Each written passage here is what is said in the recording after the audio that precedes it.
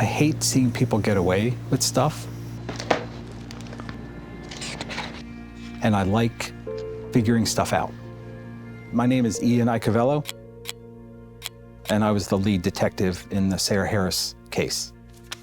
Sarah Harris, she was incredibly bright. One should always pursue knowledge, no matter the topic. Very energetic, very fun. Did Sarah have any idea how beautiful she was? Honestly, I don't think she did. Sarah Jane Harris. Sarah hopes to become an anesthesiologist. She was shocked that she won the Miss Maryland Petite pageant. She had thought from a very young age that she would want to be a doctor. She wanted to help people. In 2020, Sarah needed wisdom teeth pulled. She initially met James Ryan as a patient at his oral surgery practice. I'm James Ryan. I mean, it's not just that we say that we care, but we really do. We take pride. Dr. James Ryan was a well-respected oral surgeon. A lot of people knew him and thought very highly of him. So she gets the teeth done. She starts getting all these text messages, and they're from Dr. Ryan. And then he says, by the way, I'm looking to hire someone as a surgical assistant. Do you know anyone? She says something like, well, what about me, Mom? And he offered her the job. She then became an employee, and then his girlfriend and his live-in girlfriend. Sarah's life appeared glamorous on the outside, but behind closed doors, I mean, that wasn't necessarily the case. I would have never, ever thought that her life would end the way it did. Montgomery County 911. My girlfriend, I think, overdosed. I'm trying to resuscitate her right now. And what is your first and last name? James Ryan. I'm doing chest compressions. And She's unresponsive. is she breathing? She's not breathing. When the two responding officers got to the house, they saw Sarah. She's laying on the floor. What did authorities think had happened to Sarah that day? She overdosed. And we don't know if it's an accident, if it's suicide, or if it's a homicide. The decision was made to charge him with depraved heart murder. I think most of our audience will have never heard of depraved heart murder. I have never seen it before. You have to show an extreme indifference to human life. James Ryan provided those drugs that caused her death. That doesn't mean he's guilty of murder. Another way of presenting this case would be he never intended to hurt her. I knew this was not just some simple accidental overdose. This was much more.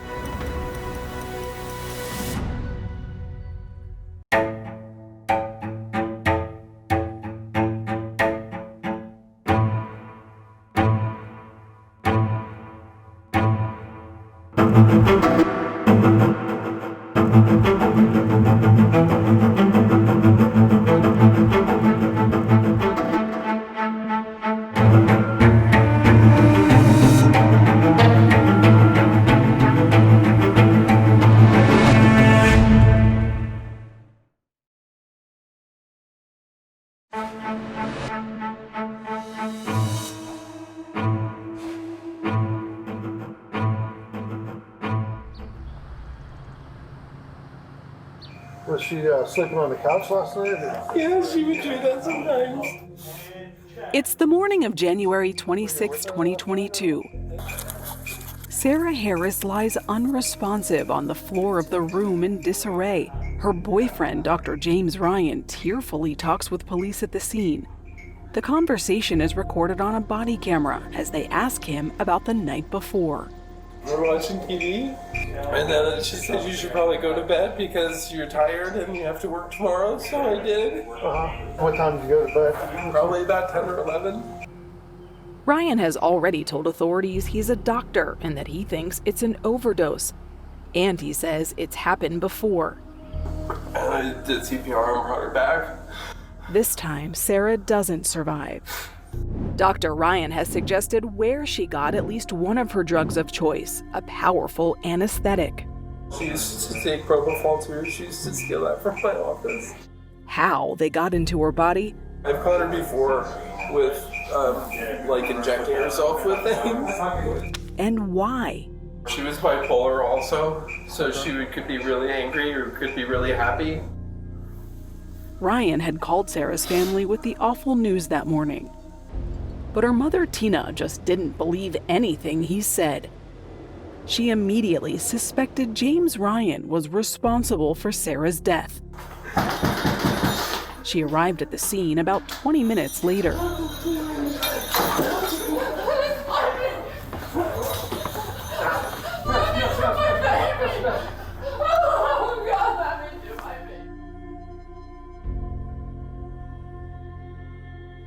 I started kicking and hitting him and screaming at him.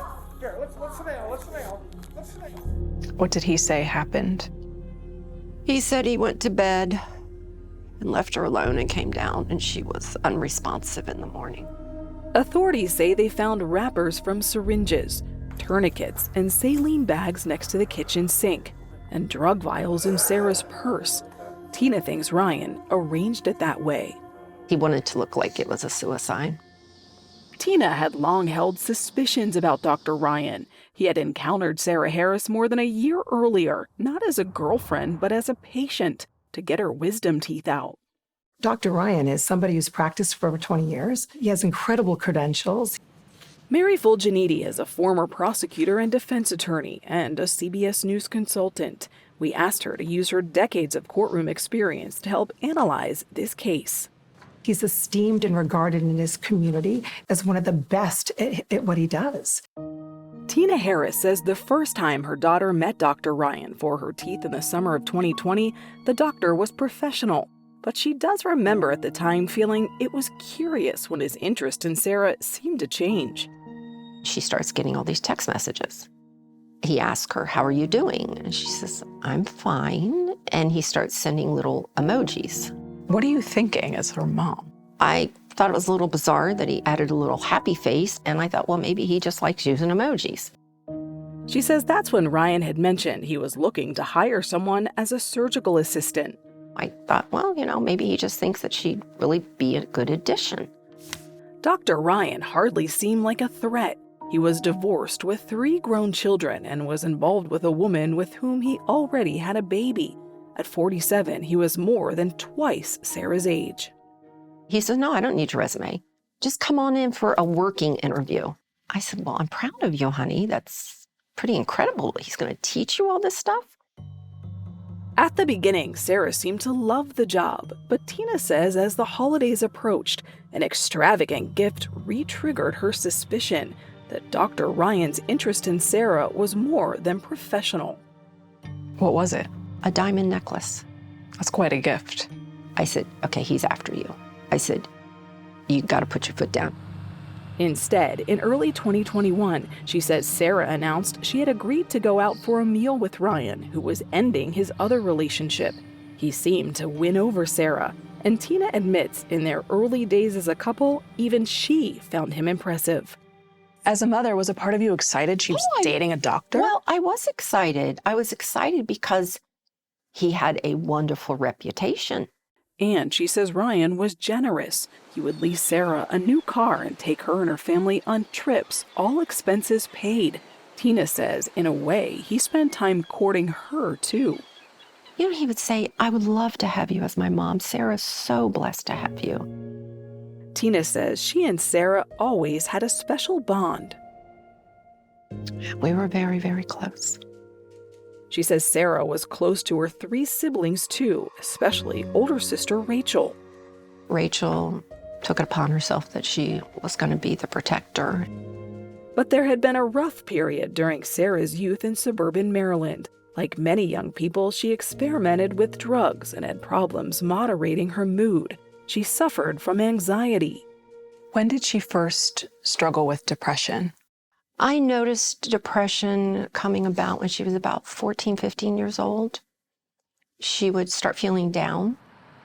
But Tina says Sarah still excelled in high school, craving knowledge and the skills that came with it. It's currently hanging in the Louvre in Paris. She learned German, Spanish, Russian, and sign language. Happy birthday to you. She put a lot of pressure on herself, especially with her grades. Before long, Sarah got her social bearings. She fell into a great group of kids. They would sit out in the living room and play the guitar, play the piano, sing. She was at a music festival in 2018 when 21-year-old Sarah caught the eye of Henry Peterson, 7 years older. I feel like it was like stars colliding and meeting someone like you're supposed to meet. They lived 7 hours apart, but he says they quickly became emotionally inseparable.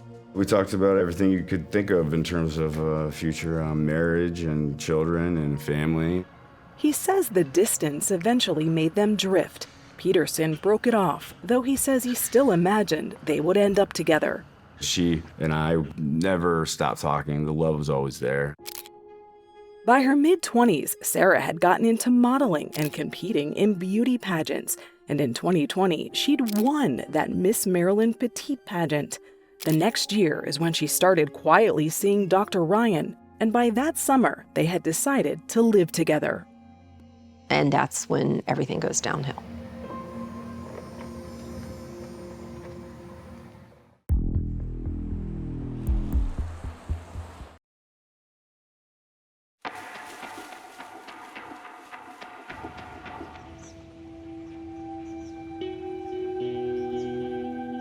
By the end of the summer of 2021, Tina Harris says James Ryan was dominating Sarah's life.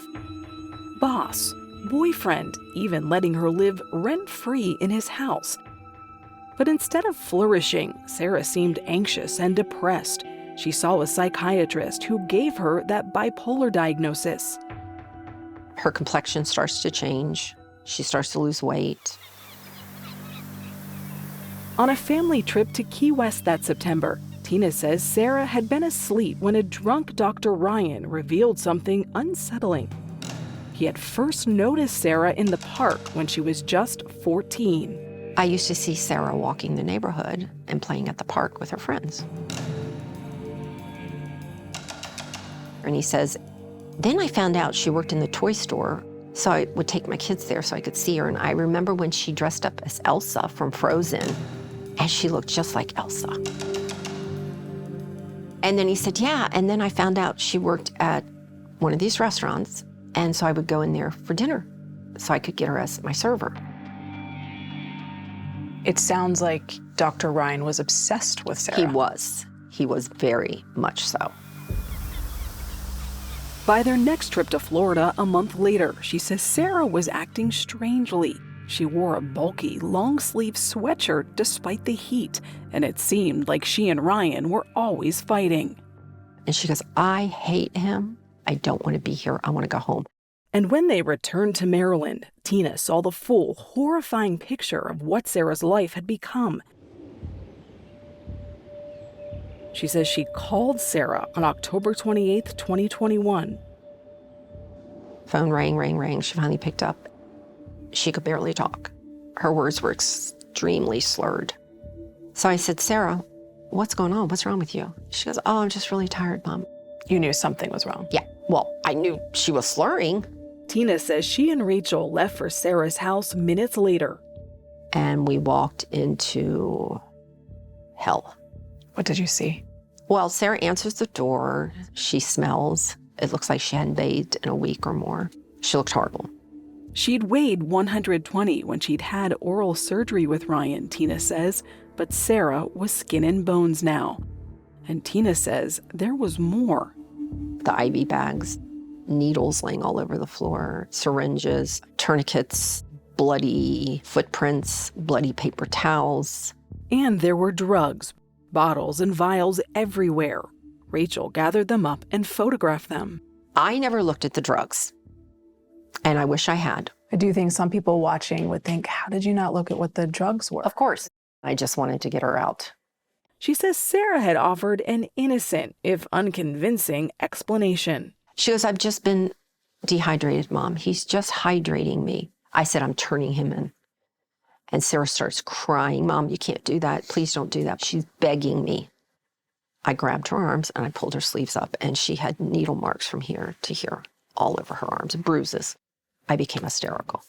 Against her better judgment, Tina agreed to hold off on calling authorities, but she says she insisted Sarah move back home. Just days later, Tina says Ryan convinced Sarah to come back to him. In the following weeks, Tina says Sarah seemed to be getting better. She started cooking, eating, even going to church. But on December 3rd, 2021, Tina says her daughter answered the phone slurring again. Rachel Harris jumped into action. Rachel said, I'm going to go and check on her.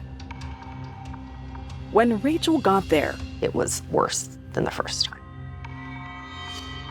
Poking around the ground floor, Rachel once again pulled out her camera, finding drug bottles and vials, as well as a saline bag, an IV pole, IV needles, and bloody footprints on a kitchen mat. She was so distraught, she left without talking to her sister. A few days later, Tina confronted Dr. James Ryan. She was in no mood for another explanation. I just reached across and smacked the living crap out of him. You hit him? Yeah. Oh, I hit him. And I said, what are you doing? Are you trying to kill my daughter? Tina says Ryan still insisted he'd only been hydrating her. And you still believed it? I believed he was giving her something. I didn't know what it was. I did not look at the vases. All I could see was my daughter and what kind of trouble she was in. But the next day, she says Ryan admitted he'd been doing more than hydrating her. He'd been giving Sarah drugs, though only to keep her from getting them someplace else. So I told him, I said, look, you can break it off with my daughter or I'm calling the police. And he said, well, I'll break it off with her. But days turned into weeks and Dr. Ryan never did. After months of tension, Tina says she couldn't keep arguing with her daughter anymore. What was I going to do? Lock her up? You probably wanted to. I threatened it. And she said, if you do that, Mom, when I get out, you'll never hear from me again. And that scared me to death.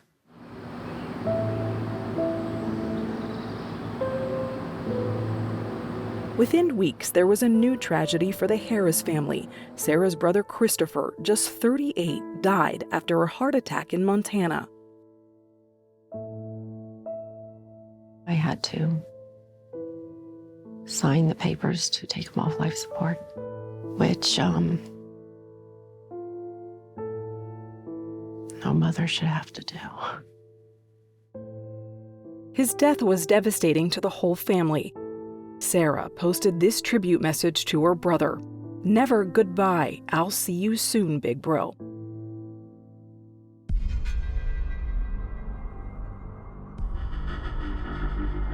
And only 18 days after Christopher's death, at about 8:30 a.m. on January 26, 2022, Tina says she and Rachel were together when Rachel got James Ryan's call.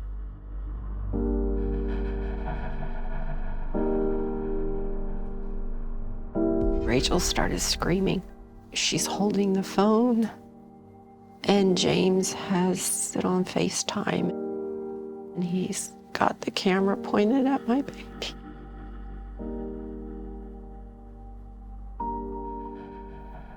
Had Sarah on the ground, saying she's gone, she's gone. At the time of her death, Sarah Harris weighed just 83 pounds. Authorities would list her manner of death as undetermined. Dr. Ryan was not arrested. They seemed to accept his story that Sarah, struggling with mental health issues, had overdosed. But there would be help from a most unlikely investigator. Rachel started trying to get into Sarah's iCloud.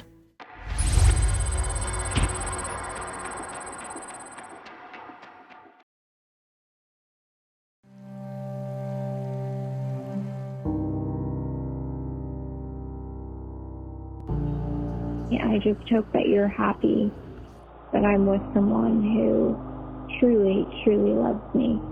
3 months before she died, Sarah left a voicemail for her ex-boyfriend, Henry Peterson. I've never trusted anybody as much as I've trusted the man that I'm with right now. Professionally, emotionally. You never let me in that way. They'd stayed in touch after breaking up, so when she didn't answer her phone after January of 2022, Peterson says he had a strange feeling and decided to go online. I Googled her name and there's an obituary. He says when Tina gave him details, he joined her in the belief that James Ryan, the man Sarah said she had trusted more than anybody else, was responsible for her death. But first responders didn't think so. They didn't shut it down as a crime scene. Police seized some drug vials, but left the house unguarded. Tina says that's because they believed what Dr. Ryan had told them about where she'd gotten the drugs and how she'd taken them. It was an overdose. But she says she knew there was more to it than that, though she didn't know how to prove it. Turns out there was someone very close to her who did. Rachel told me she would find the evidence.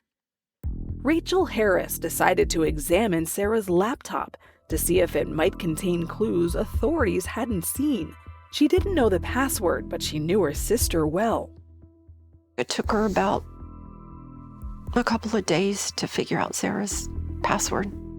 Combing through Sarah's computer and iCloud, Rachel hit pay dirt, a trove of texts between her sister and James Ryan. The messages were full of references to drugs, including a tranquilizer named diazepam and 2 fast-acting surgical anesthetics, the type Rachel had seen in the home Dr. Ryan and Sarah shared, propofol and ketamine, which is sometimes also used for depression. Rachel created a binder, adding the photos she'd taken there. Rachel compiled 200 pages of evidence. The medical examiner would release Sarah's autopsy report, which showed those same 3 drugs in Sarah's system. Research suggests they can all be habit-forming, and they can suppress breathing. Taking them in combination can be lethal. All the while, Rachel's building a case. Yes. In February 2022, Rachel gave her binder to Montgomery County Police. It eventually landed on the desk of Detective Ian Icavello, an expert in pharmaceutical investigations. After more than 33 years as a cop, Icavello was nearing retirement. He decided to come in alone on a Sunday. It was my birthday, and nothing was going on. You don't get parties when you're this age. I'm like, I'm just going to go in the office and look through this binder and just see. What Icavello saw in Rachel's binder suggested cops at the scene had been wrong about Sarah's death. He says reading the text between Sarah and James Ryan was like watching a murder in slow motion. You could see Sarah die. Sarah is suffering within the first month of their relationship. She had anxiety. She was having trouble sleeping. Ryan offers a quick fix. I can give you an injection. The anxiety will be completely gone in 6 seconds, he writes. It will work. Let's try it. He had already made the decision. Icavello says the text suggests that over the months, Sarah developed a drug habit and a habit of asking her boyfriend, the doctor, to feed it. In October 2021, do we have ketamine here? In November, we need syringes. I feel like In December, I just really need sleep, she writes. Can you bring propofol? She's actively asking for drugs. At no point does he say no. Icavello says the text suggests Dr. Ryan often brought Sarah the dangerous drugs and that he actually administered at least one about a month before her death. It was December 20th, 2021. If you wake up, I just went to change after I gave you ketamine just now, he writes. He's injecting her while she's asleep. No monitoring, no anything. And Icavello points to this exchange from the day before Sarah died. Is it possible to bring home ketamine when you come, she asks. Yes, I will bring some home. I love you, baby, Ryan replies. The texts tell a story. They do. So do Rachel's photos from Sarah's house, says Icavello. though his colleagues lacking experience in pharmaceutical investigations might not have understood that. They had no idea what they were really looking at. He says patrol cops and paramedics often deal with overdoses of street drugs like heroin and fentanyl, but the deadly drugs in Sarah Harris's house were masquerading as something else. There's a difference between drugs and medication. Iacovello says to the untrained eye, the drugs at Sarah's look like medication. The paraphernalia around the house might have been confusing too. Usually what we see is burnt spoons, tinfoil, some hypodermic needles, maybe a shoelace or some other string, that kind of drug paraphernalia. But to Iacovello, the syringes and the saline, the professional tourniquets, and the plastic wrappers at Sarah's made it resemble an operating room. That's what a lot of it looked like. Whatever questions responding authorities may have had, he says Dr. Ryan offered answers. And you've got James saying she did all of this without any other information. Okay, well, we're just kind of going to go with what he says. He's a doctor. He's a doctor. But Iacovello says after reading through the family's binder, any credibility Dr. Ryan may have had that day vanished. And on March 22, 2022, nearly 2 months after Sarah's death, James Ryan was arrested for the murder of Sarah Harris. But prosecutors would have to make the case to a jury. Sometimes it's hard to convince them. Maybe especially so in this case, because James Ryan's defense is suggesting he was only trying to save Sarah's life and that she had other ideas.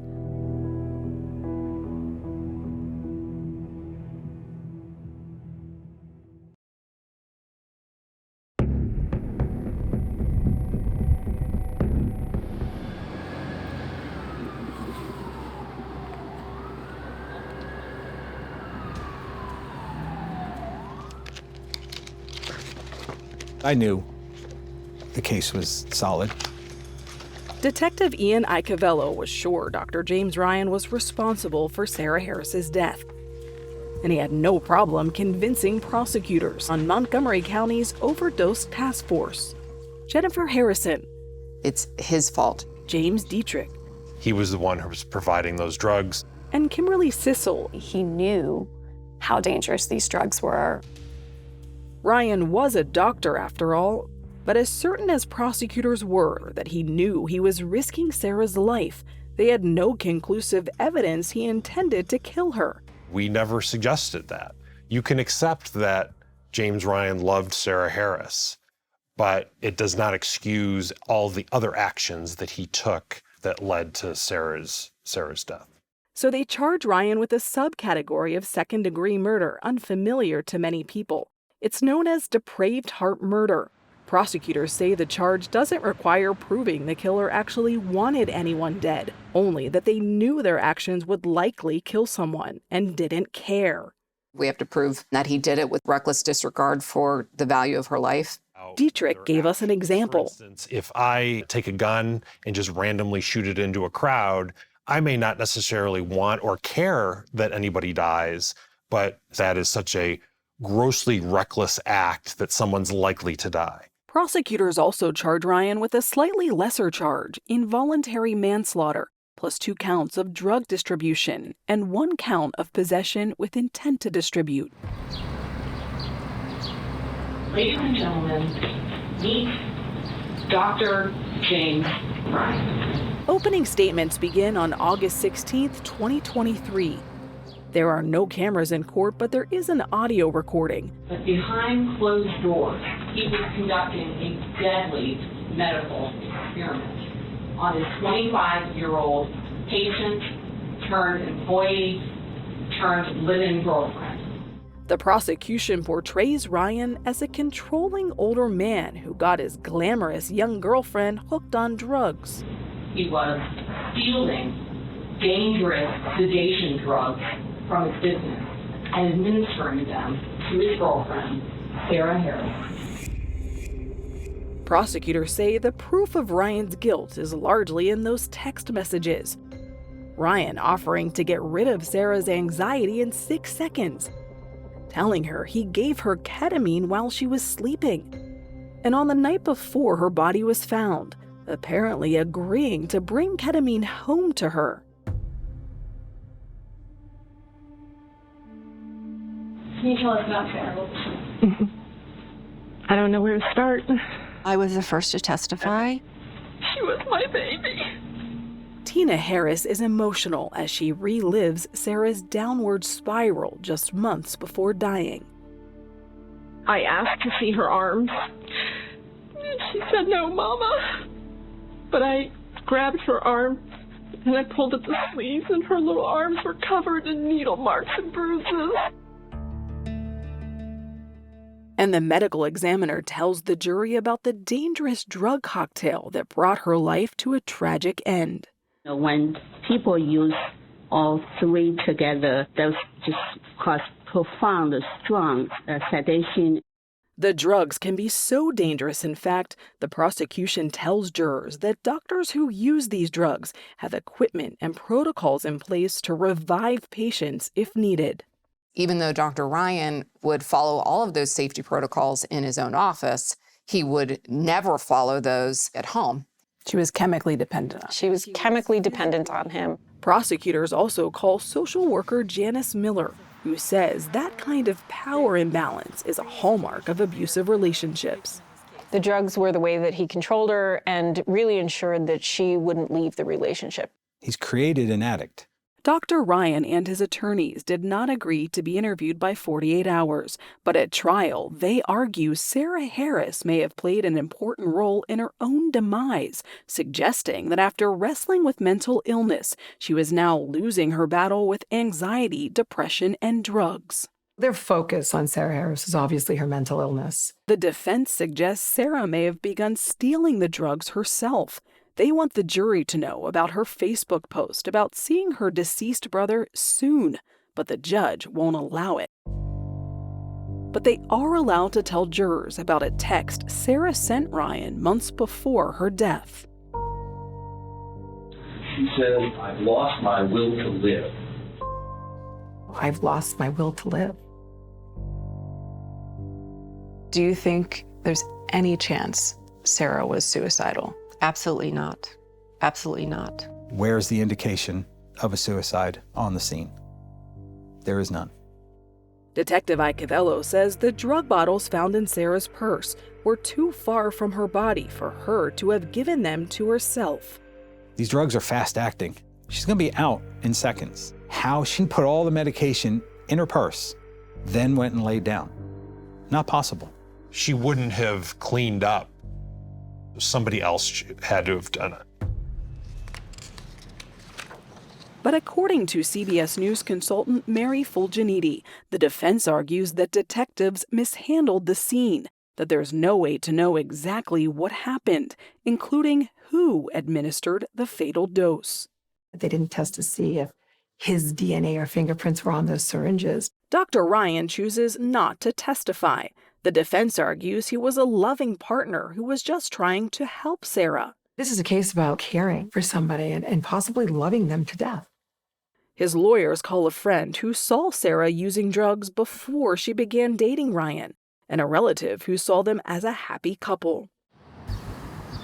In closings, prosecutors remind the jury that to convict Ryan of depraved heart murder, it doesn't matter whether or not he actually put the drugs in Sarah's body, or even whether or not he wanted her to die.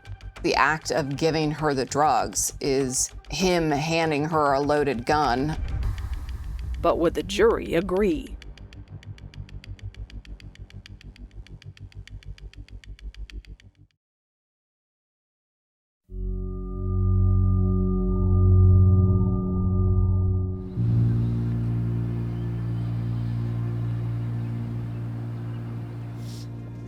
I try to believe the best in people, and for as long as Kyle Stevens can remember, his friend, Dr. James Ryan, has done right by people.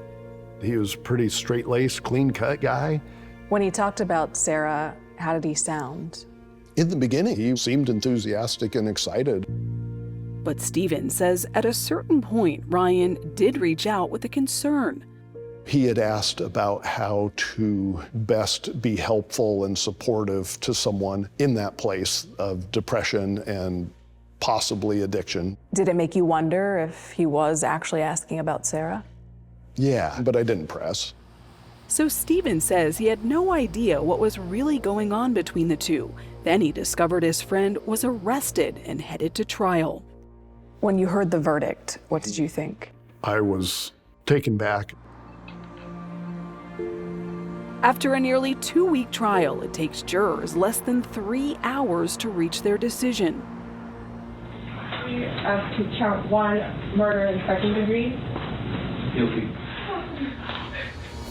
On August 25th, 2023, they find James Ryan guilty of the second-degree depraved heart murder of Sarah Harris. Relief. Yeah, relief. They also convict Ryan on the manslaughter and drug charges. My heart just felt satisfied. Sarah's voice was heard through this. Tina and Rachel speak at a press conference after the verdict. She was this beautiful beauty queen, and she wasted away at the hands of Dr. James Ryan. And again at sentencing months later. He's a predator. He's a wolf in sheep's clothing. Please. Put behind bars until his life is done. But James Ryan's lawyers had submitted supportive letters from his friends and a legal filing which detailed that James Ryan had his own struggles with drugs and mental health. Ryan addresses the court and insists he didn't administer the lethal dose, but takes responsibility for not preventing Sarah's access to the drugs that killed her. The words do not exist to convey and express the level of remorse I feel. Though the guidelines suggest a sentence of 15 to 25 years for this case of depraved heart murder, the judge has something else in mind. It is the sentence of this court that you be committed to the Maryland Division of Corrections for a period of 40 years. With more time for the other counts, it's a total of 45 years in prison.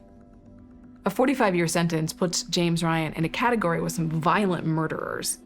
45 years for James Ryan is basically life. Patients rely on doctors and their expertise and their advice. And I think she's sending a very loud message to the medical community. And State's Attorney John McCarthy wants to send a message to lawmakers. The depraved heart murder charge may have worked in this trial, but it's a difficult crime to prove in other overdose cases. We need tougher laws. As early as 2015, McCarthy began pushing to streamline Maryland law so state prosecutors can more easily convict dealers and distributors who supply the drugs that lead to overdose deaths. But it hasn't been easy. We're not at a place in Maryland right now that the legislature seems very interested in creating new crimes and new penalties. Ian Icavello, who read murder between the lines of this case and retired after the trial, says he still thinks of Sarah often. I did everything I could for her. So does her ex-boyfriend Henry Peterson, who looks back at their breakup with regret. I guess I always thought she was going to be there. A regret Sarah seemed to share. He showed us a letter she wrote him years earlier when their relationship ended. You made me feel alive. Now that you're gone, I feel so many pieces and parts have died with you. As if to preserve his connection to Sarah, Peterson still practices a concerto he played at her grave.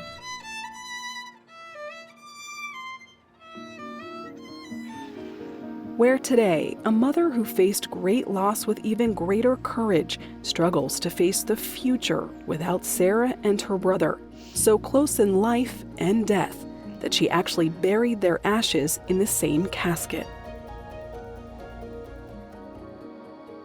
I hear Sarah tell me, Mama, it's okay. What do you want your daughter's legacy to be? I want people to remember my Sarah as a light, a brilliant young woman who cared about others and loved life. Loved it.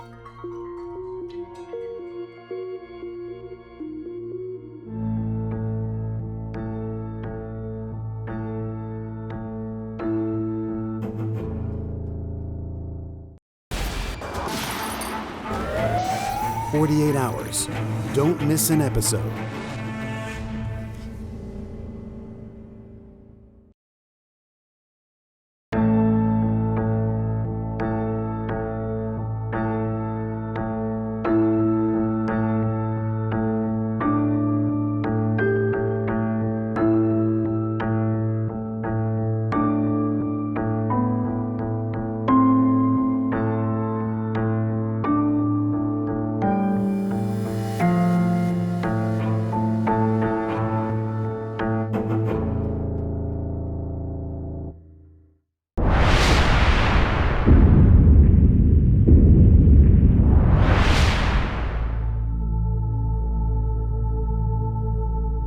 Right now we're in Pitcher Canyon. It's about 4 miles south of Wenatchee. It's a place that there's really no reason to be this time of year and this time of night unless you live here. When we think of Pitcher Canyon, anybody who was here in 2010, they're always going to think of the Mackenzie Cowell case. Mackenzie was a senior in high school. She was on the verge of being grown up. This wasn't your normal missing persons case. February 9th of 2010, and I last saw her as she packed up her bundles of books and left between 7 and 7:30 in the morning. Kind of made a quick little date. See you tonight for teriyaki burgers. Okay, Dad, love you. So I was expecting her home. Called about 5:40. That's when the phone went straight to her voicemail. It didn't even ring. Of course, you go through different waves of messages. One message will be, call me, I'm concerned. One message will be, now I'm getting irritated, you haven't called me back. And then the next message might be, I'm sorry I was irritated, call me when you can, maybe something's wrong. Something a little unusual happened here that night. A rancher came down, found a red car here that didn't belong here, and he called it in. The deputy came up here. He ran the license plate. They contacted the registered owner, Reed Cowell. The phone rang, and it was a deputy who was asking if I was missing my car. And I told him, yeah, I'm missing my car and the girl that drives it.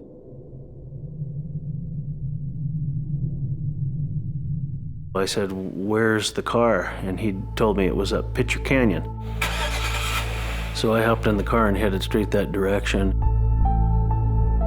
Here we are driving, it's dark, it's cold. When I pulled around the corner, all I saw was the red car with flashing police lights. It was a pretty ominous thing to see. The deputies checked the car, and they found that Mackenzie's purse was inside. Well, that's really not right. Mackenzie doesn't go anywhere without her purse. This is not good. Somebody's messed with her. There was a lot of concern right away that something had happened to Mackenzie. That was just a long, dark, evil, strange night. Mackenzie went missing shortly after 3 p.m. on February 9th. Her body was discovered around 1 o'clock, February 13th, on the banks of the Columbia River. I mean, it just made me cold stone numb. I was just blank. The day that we found Mackenzie and we saw how brutally she'd been murdered, we knew we were in for one tough investigation. The list went on and on. Hold it right there. So many different suspects that we didn't know what to think.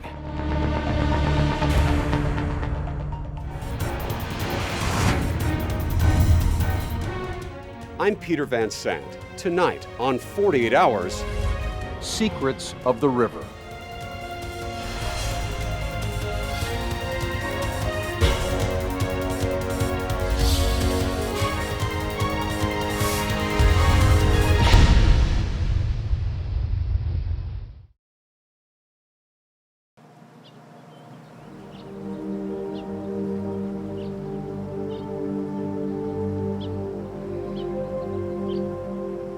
With the miracle of another spring, the small town of Wenatchee, Washington, nestled in a landscape of endless apple orchards, turns out to celebrate the annual Apple Blossom Parade.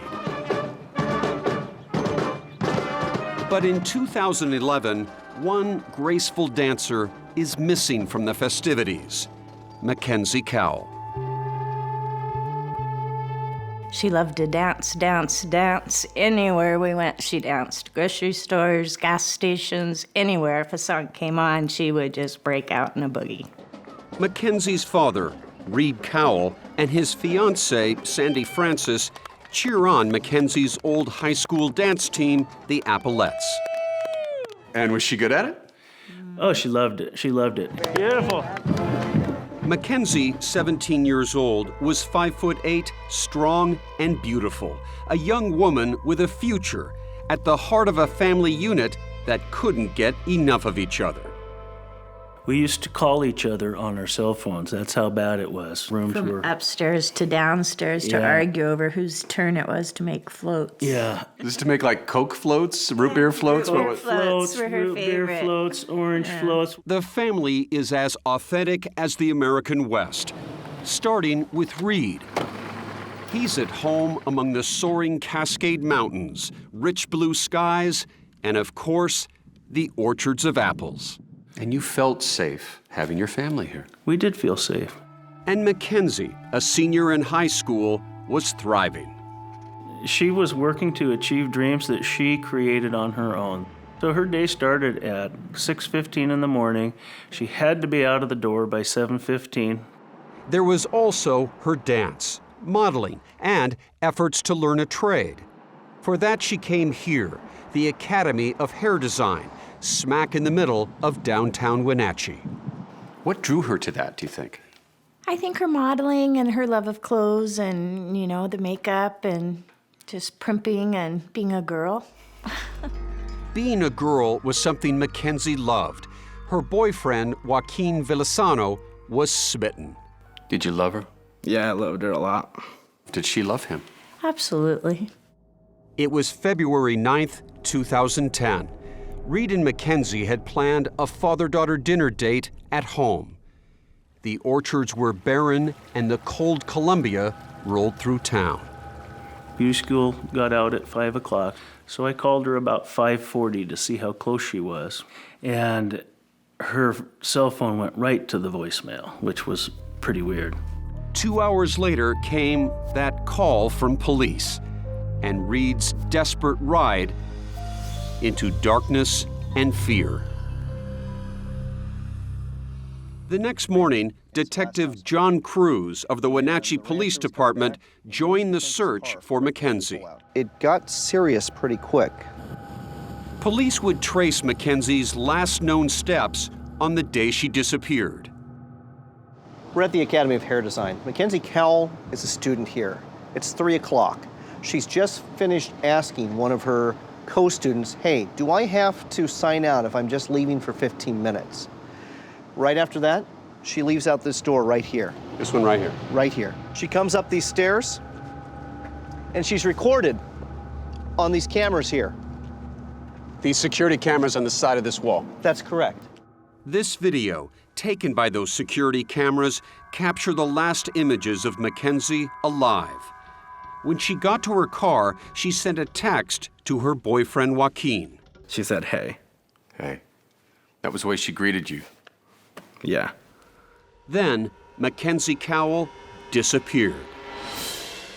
Like she drives off the face of the earth. That's a good way to put it.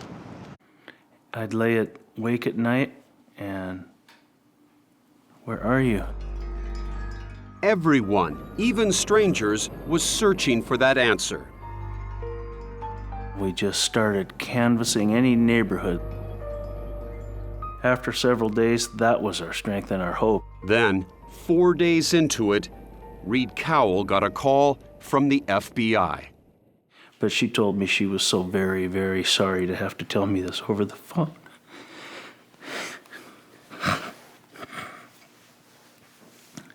But that they had found a body. I didn't know what to say to him. What do you say? In a bend of the mighty Columbia River called Crescent Bar, Mackenzie Cowell lay in the shallow water.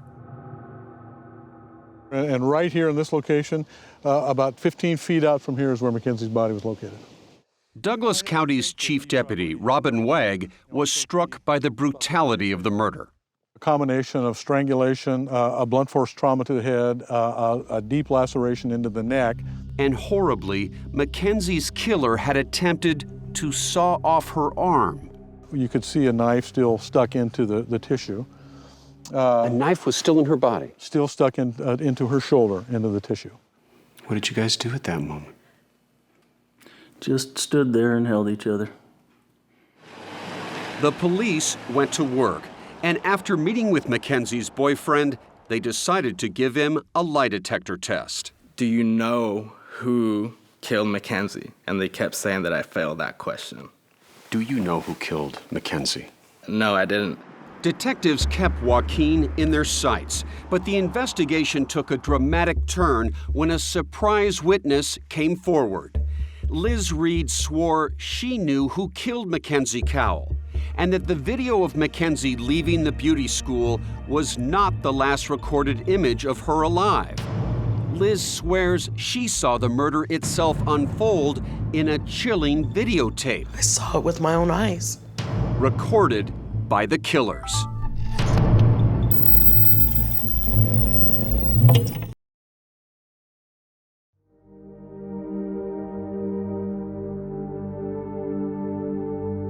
The Columbia River held a silent secret about how Mackenzie Cowell, so full of life, had come to rest along the bank at Crescent Bar, some 48 miles from home. It was a violent way to meet your end. And then the attempted dismemberment afterwards, that was probably the most shocking thing. Detective Cruz and Chief Wagg sensed the challenge that lay ahead. No stone would go unturned, no matter how long it took. But first, a town took time to grieve. We are here today because somebody stole her life. Mackenzie's stunned classmates gathered in the local arena. They did something that only God is allowed to do. The Applettes danced for their friend, and Reverend Sandy Brown tried to somehow make sense of it all. But we are here today also because no one can steal our memories of her. Mackenzie, we love you. Mackenzie's mother, Wendy Cowell, went on local news and begged for answers. It's important to my family and I for you to bring that person forward. As the hunt for a murderer began, an unprecedented statewide task force of top investigators from around the region joined forces. I think this is probably the biggest investigation the Wenatchee Valley has ever seen.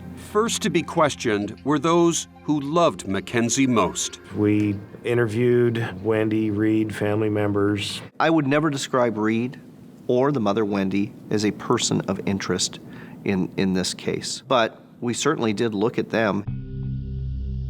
But it's got to be somebody that she knew and trusted. I knew that for a fact. I really think I was like the #1 suspect. Mackenzie's boyfriend, Joaquin, who had failed that one question on a lie detector test, came directly under the police spotlight. So then he asked me like 3 times if I was a gangster. Then I was like, no. And soon, police concluded Joaquin, with an airtight alibi, had lost as much as anyone. Yeah, I loved her a lot. But that was not the case with this man, Joey Fisher, with whom Mackenzie had her problems. Joe Fisher was the boyfriend of Wendy Cowell, Mackenzie's mother. Is this potentially the guy? We know that they have this relationship that sometimes involved arguments. She told her mom it's either him or me. That was the day before she went missing, that they had had a huge fight. They had had a That huge... was the day before? Yes. Because the next day, after this volatile confrontation, she disappears. She's gone. He remained very high interest for the task force. In the end, we could find no physical linkage. There was no evidence to tie Joey Fisher to Mackenzie's murder, and he was completely exonerated by police. The investigation into the murder of Mackenzie Cowell was stalled. 2 months would pass, and then, from the shadowy side of Wenatchee, an unexpected witness emerged. A walking contradiction named Liz Reed. I am in college full-time. I have a straight-A GPA. If the cops were here, they'd say, not bad for a drug-dealing liar. I'm sure they would say that. When Mackenzie Cowell was doing everything to build an honest life, Liz Reed was doing anything to stay high on OxyContin. I was selling drugs. I was writing bad prescriptions, doctor shopping. To get access to OxyContin? Correct. Liz was also working with the police. You were an informant. Correct. The information Liz Reed gave police sent the investigation of Mackenzie Cowell's murder into overdrive. She began providing us information about 2 individuals in this area. She named names, Sam Cuevas and Emmanuel Cerros, nicknamed Buddha, streetwise, convicted criminals, drug dealers, people Liz Reed hung out with. And she tells a very compelling story that Sam Cuevas and Emmanuel Cerros abduct and kill Mackenzie Cowell on a bluff near Crescent Bar. Liz Reed told police that Mackenzie died because of a horrible case of mistaken identity, that Cuevas and Buddha murdered Mackenzie because they wrongly thought she was in the drug world too, and a police informant. We choked that bitch to shut her up. And that's what he said. At that moment, Sam Cuevas had basically told you he had murdered Mackenzie Cowell. Yes. He said they had to choke her 2 times because they choked her once they thought she was dead.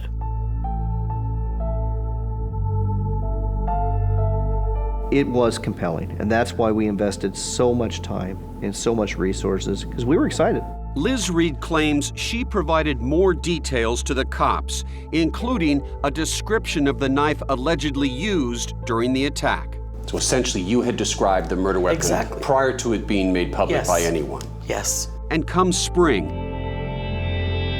as the orchards came to life again, the task force thought they'd found the killers. And that was the belief of a number of task force members at the time, based on what Miss Reed was telling us. Liz Reed swears she was actually shown a snuff film of Mackenzie Cowell's death. You say the killers told you and they showed you a video. Yes. To have to watch somebody be tortured like they did to her and kill her and laugh about it, it never goes away. But as cops investigated Liz's disturbing story, a totally new tip came in about yet another suspect. Someone Mackenzie saw every day. A classmate at her beauty school. I think he was fascinated with serial killers. He certainly was fascinated with death. He's a dangerous man.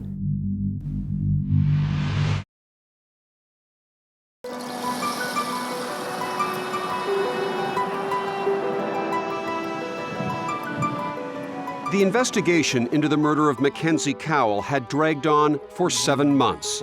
We later found out that that information was not true. Police task force investigators had come to distrust their star informant, Liz Reed. I'm sensing that she's not being truthful. And what of that gruesome murder video? Cops spent months looking for it. We found nothing. We found nothing that was a video of this murder. Under pressure, Liz then threw the entire investigation upside down. She retracted her story of seeing a snuff film of Cuevas and Buddha murdering Mackenzie. You completely changed your story. I did. Liz says she felt threatened by police. That they were going to charge me with murder. You were frightened? You were terrified? I was terrified. I'm like, my God, you're gonna get taken over there and charged with something to do with killing this girl. But cops say Liz was never a suspect, just a desperate informant with a made-up story. Can Liz Reed be trusted? No, I think we've proven that. Investigators were frustrated. Months passed. I think you have faith that they'll find him. They will eventually. It may take a while. Spring slowly ripened into summer when police got that intriguing new lead. He's walking northbound in the alley? Northbound toward Yakima Street. You know, we didn't even know Chris Wilson. Christopher Wilson was a classmate of Mackenzie's at the Academy of Hair Design. There she is, walking right across the parking lot. Police speculate Chris and Mackenzie had decided to meet, that the brutal killing occurred only minutes after Mackenzie left their beauty school, after her classmate Chris came out that same back door. We show them leaving 72 seconds apart. You know, we're less than 3 blocks from there, 3 short blocks to his apartment from here. Just who is Chris Wilson? That question would end up on the front page. Artist, musician, had done some artwork and photography that might strike some as dark. CBS News consultant Jefferson Robbins is an investigative reporter for the local paper, the Wenatchee World. He'd come to know everything about Chris Wilson. He has a tattoo of Hannibal Lecter on his arm. Hannibal Lecter being, in The Silence of the Lambs, the serial killer. Correct. He didn't fit into the Wenatchee norm. If he would have been in a big city in Seattle, New York, or Portland, he would have been a non-event. Kathleen Zorns, Chris's mother, contends her son isn't dark or evil. He's just different. What's a Hannibal Lecter tattoo? It's not an insight into his soul. I don't believe so, no. I mean, Chris isn't so bizarre. It's just that it's such a normal little town where everyone looks just the same. Amelia Savage is Chris's best friend. She agrees he's guilty of being an eccentric, artsy kid in a small town.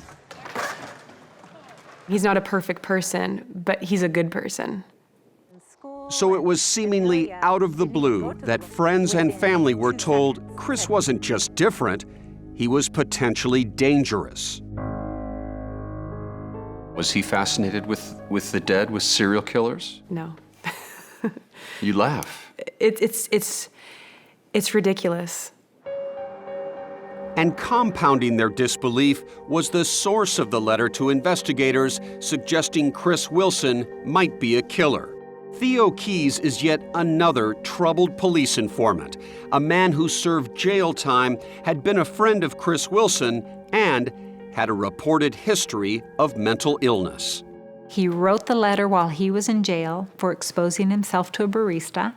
In that jailhouse letter, Theo wrote that Chris Wilson had an interest in dead bodies and serial killers. We don't pick people that provide information to us. We take information that comes in. Theo Keys, we treated exactly the same as Liz Reed. Investigators came to see Chris Wilson as a deeply troubled misfit, whose obsessive fascination with death, they claimed, led him to work in a funeral home.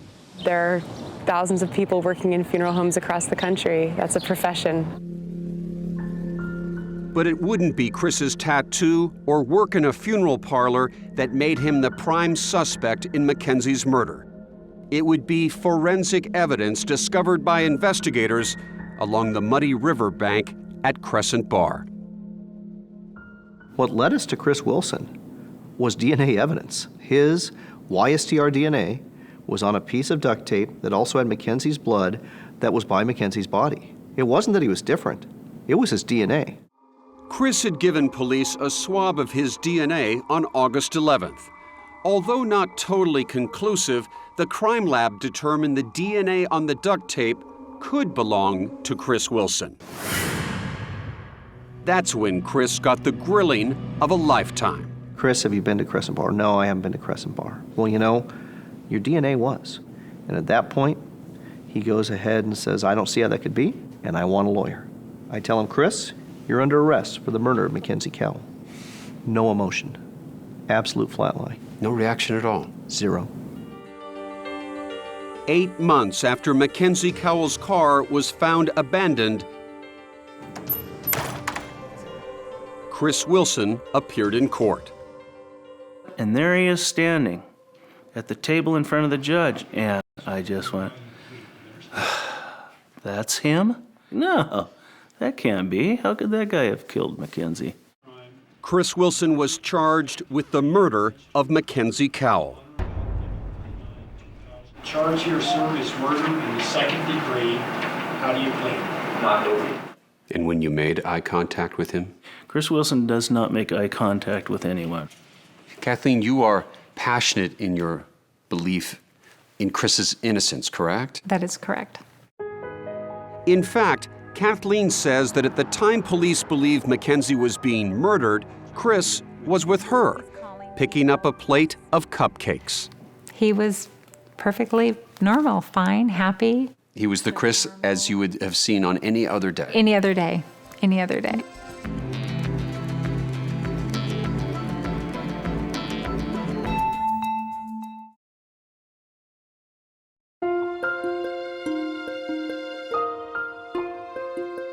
All the promise, all the grace that defined 17-year-old Mackenzie Cowell's life had been stolen. Yet her spirit still inspired a community. Mackenzie, we love you. She was full of life. She was just going a mile a minute and taking life full blast. A task force. We collected swab samples of a town. No one can steal our memories of her. A father kept Mackenzie's memory alive. I think of all the things that we did down here, swimming and running and sometimes just sitting. But now was the time for justice and hopefully answers to unbearable questions. I would like to talk to this guy. You know, why'd you take Mackenzie? Chris Wilson, declaring his innocence, was headed to trial. Is this a winnable case in your opinion? It's a very winnable case. Because investigators say the DNA on that duct tape was just the start of the case.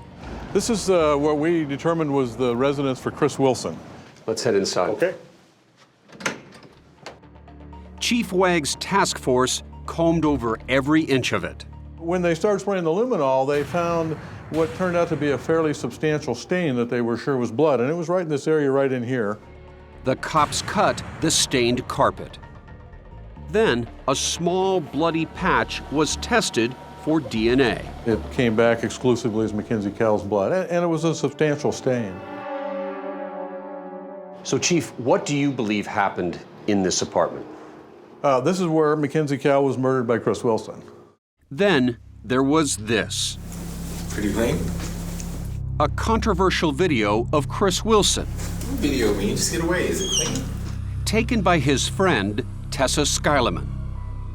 In the video, shot as Chris moved out of apartment 28, the two friends seemed concerned that it's neat and clean, so Chris could get his security deposit back. Chris would later explain the carpet was damaged during a party. Does it look clean? Clean for what happening? Clean considering? Yeah, it's clean considering. But police allege Wilson was checking for blood. She zooms right on the carpet where that blood is. The police task force is now certain that Mackenzie Cowell's blood was here, soaked deep into the carpet in apartment 28, where Chris Wilson lived at the time of the murder. The question that now defines this case is, how did her blood get here? We have a whole list of things that make this look very suspicious. Washington State's own John Henry Brown, hired by Chris's mother, is among the most high-powered lawyers anywhere. His clients have ranged from Robert Bales, the American soldier who pled guilty to mass murder in Afghanistan, to serial killer Ted Bundy, to the barefoot bandit Colton Harris Moore. Now add Chris Wilson.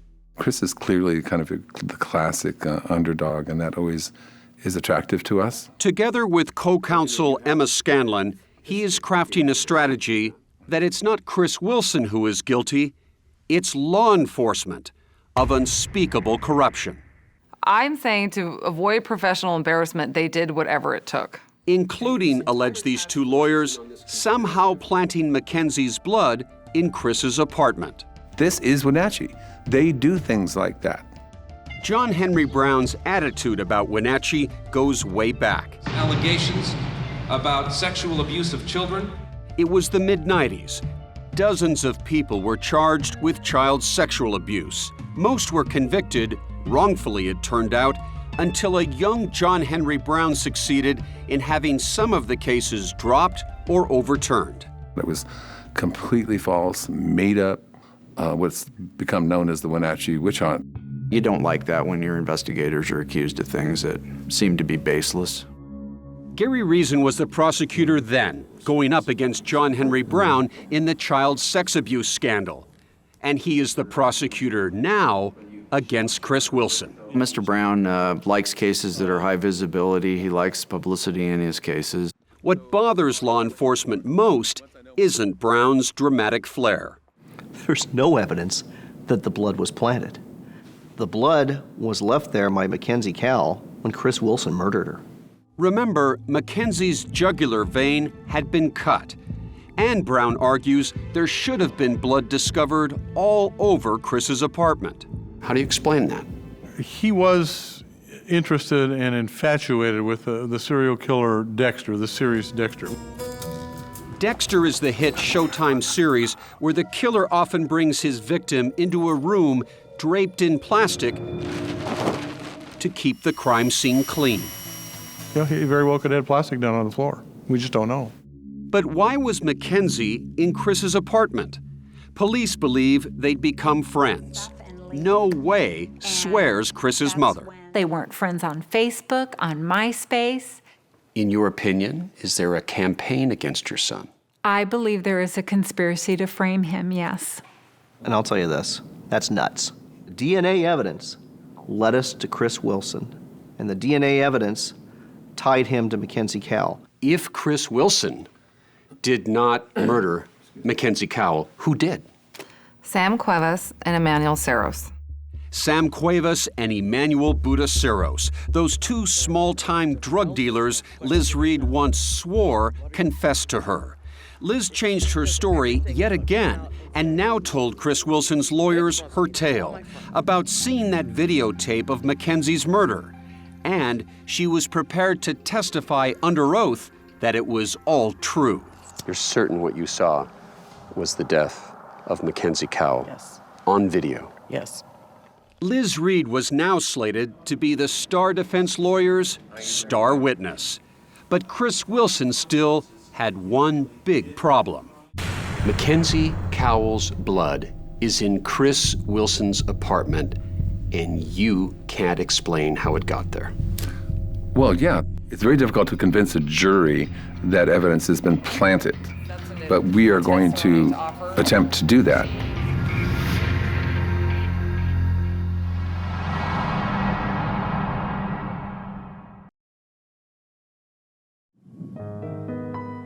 Mackenzie Cowell's bedroom hasn't changed much since she last slept peacefully. Time frozen in teenage photos. Her epaulettes outfit ready for the next dance. The life, she was just full of life and joy and happiness and kindness. Her and her dad had so much fun together. She loved her dad dearly. But here in Wenatchee, there were two families waiting for answers to the mysterious murder, each with very different versions of justice for Chris Wilson. He is anxious for trial. He wants to tell his side of the story. The famous lawyer and the longtime DA were primed. Then, in a stunning development, Gary Reason made Wilson the offer of a lifetime, plead guilty to manslaughter, and serve only 6.5 years in prison. I indicated, yeah, if he'd plead to that, I would recommend that we do that, take that offer. Were you in any way intimidated by the fact that Brown was on this case? Well, I don't think so. But if Wilson was a killer, a very sweet deal now lay on the table. If I was innocent, I'd take that deal. He said it wouldn't matter if they offered him 6 months, 6 years, 6 days. He is not going to plead to something he did not do. Chris Wilson turned down the DA's offer. The trial was on, and Liz Reed's story now had a new twist that threatened the prosecutor's claim that Mackenzie was killed in Chris Wilson's apartment. We're heading to the Overlook. Liz claims Mackenzie was actually murdered on this secluded bluff, and that she can prove it. Is there any doubt in your mind that where we stand right now is where Mackenzie died? None. Liz says that Buddha Saros demanded she come here to find a ring ripped from Mackenzie's hand during the killing. It was smashed, it was bent a little, but it was a ring. This is the ring Liz says she found on the bluff. Attorney John Henry Brown says it matches the ring seen in this picture of Mackenzie. If true, Brown says Chris Wilson is an innocent man. I personally took that ring that she found. I showed it to Reed Cal, I showed it to Wendy Cal, I showed it to Mackenzie's boyfriend. None of them recognized that ring at all. Where is Mackenzie's ring? If that's not Mackenzie's ring, you bring her ring into court. They don't have it, because that is her ring. Police concluded it wasn't Mackenzie's ring, and that Sam Cuevas and Emmanuel Buddha Saros had zero to do with the disappearance or death of Mackenzie Cowell. I don't know Mackenzie Cowell. Never met her, never seen her. This is Emmanuel Buddha Saros. Want to throw a rock? After we tried for a year and a half to meet him, he finally surfaced. Well, Liz Reed's a liar, that's all I know. She just likes to take innocent people down for no reason. At the time, Buddha was working an honest job and said Liz Reed's accusations damaged him badly. I go to a grocery store, they look at me like I'm a killer or something. They just stare at me. And Buddha swears the cops got it right. There was never any video of Mackenzie being murdered. No, I don't have nothing to do with Mackenzie Cowell's murder. It was Chris Wilson alone who would be tried for murder. It's too late to take a plea. That's correct. Chris Wilson, are you there? Yes. I spoke with Chris Wilson about the extraordinary moments that were about to unfold in a Wenatchee courtroom. What was your relationship with Mackenzie Cowell? There was absolutely no relationship at all. You never had coffee with her, never took her out on a date? Nothing. I mean, we've never had a conversation, ever. Chris, did you kill Mackenzie Cowell? No, I did not kill Mackenzie Cowell. But a jury would decide that, and the members of that jury were now being selected. That's when all hell broke loose. Hey, Reed.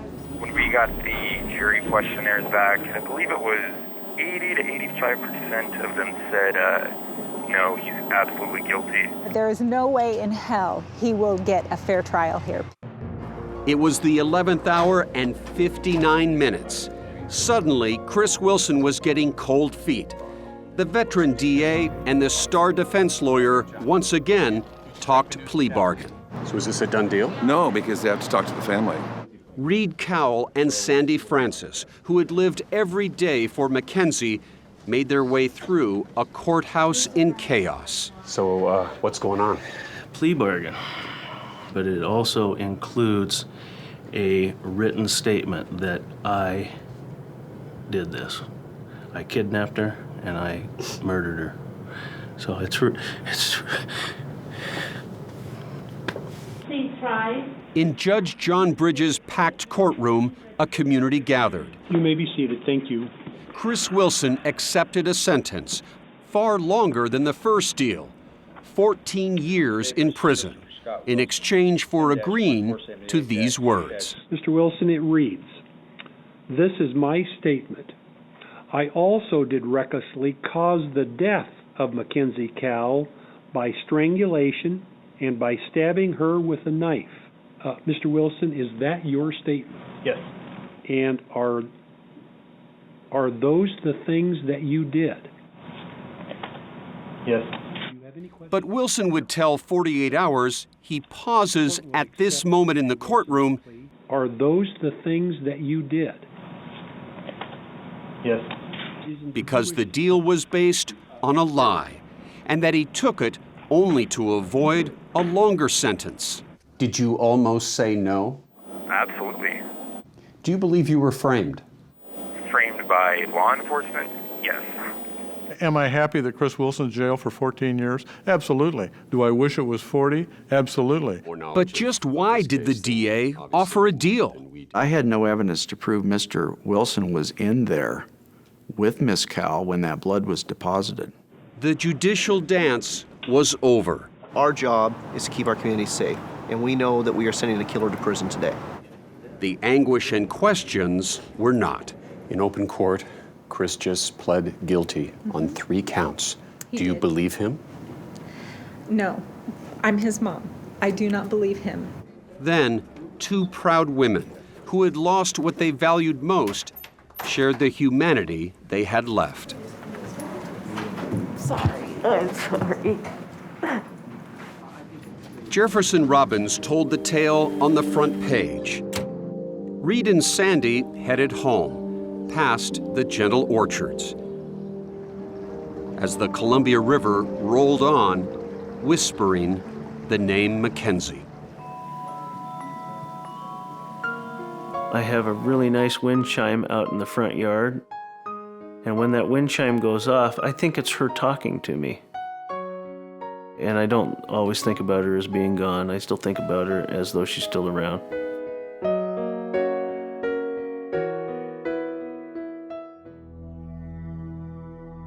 Less than a year after accepting the plea deal, Chris Wilson filed a motion to withdraw his guilty plea. Are those the things that you did? He contends his plea was not voluntary. Wilson claims he entered into the plea bargain without fully understanding the consequences, how much time he would ultimately serve in prison.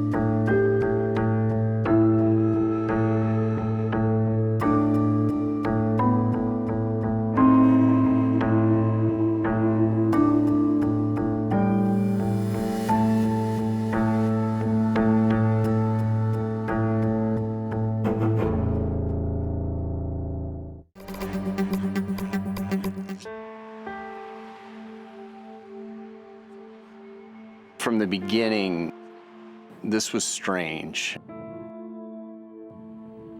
It happened in Dundee. It's a classic neighborhood, the heart of Omaha. Violent crime does not happen in Dundee. The mundane world of after school, and then it's just shattered by a monster. I remember walking in their front door into this very nice home. There's a little boy lying face down in a very large pool of blood. You know, you think of Tommy Hunter, and you can't imagine what the last few seconds of his life were like. Smart kid, loves science, math. Every parent's son.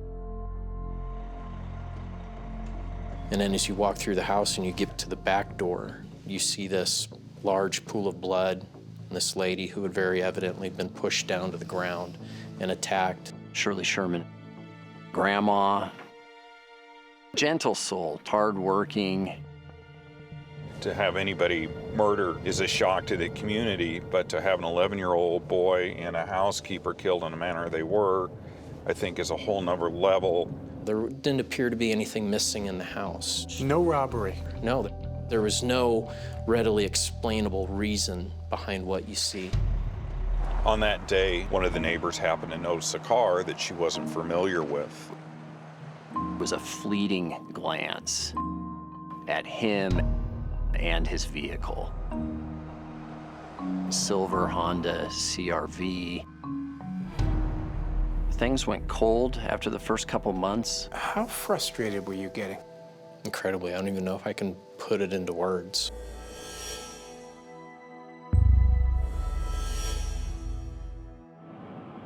Beautiful Mother's Day.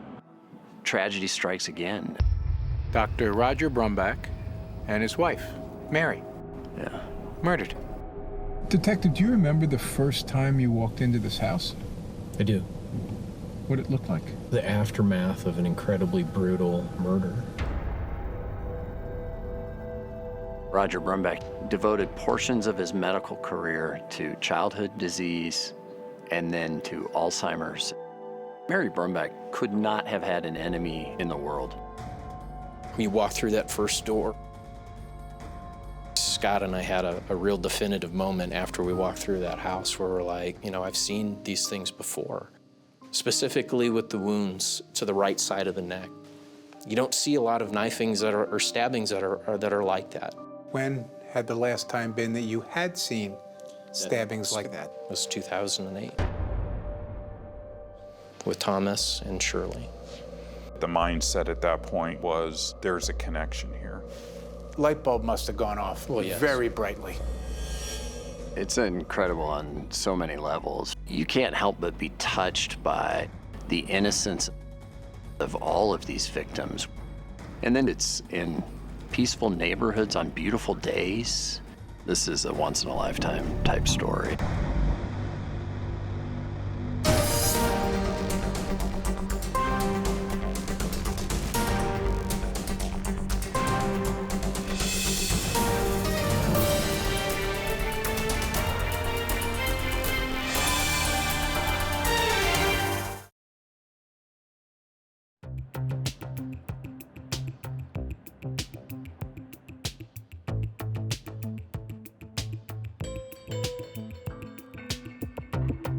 Omaha, Nebraska, a proud beacon of America's Midwest, spreading out from the majestic banks of the Missouri River, home of the College World Series,